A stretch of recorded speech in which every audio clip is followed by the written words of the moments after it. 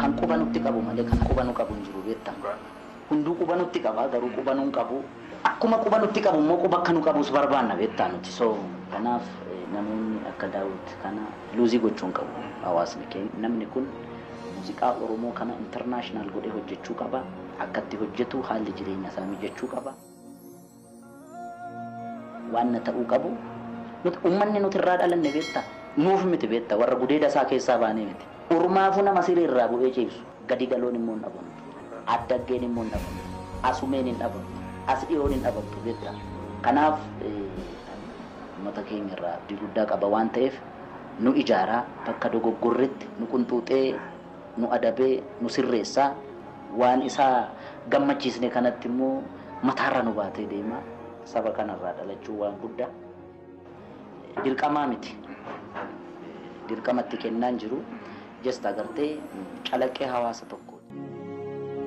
Jaaluun utaalteettuma gaafa ishiin geerarsaanii kaan jajjee kaan abaartu kaan immoo kaan doorsistee kaan moosistu kaan onnachiistu qofa sanyii namaa jechuun bu'aan qabu.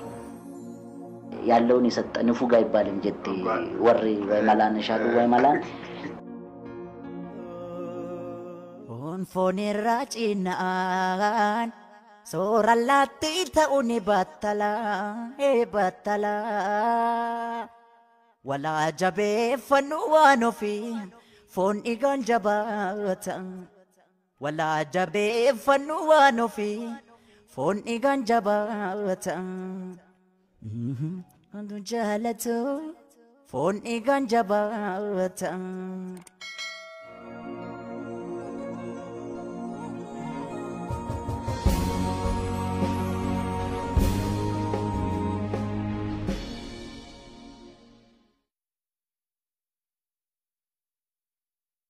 Dave Daawit Taaddasan almost waggaa 6-7 ol beekna.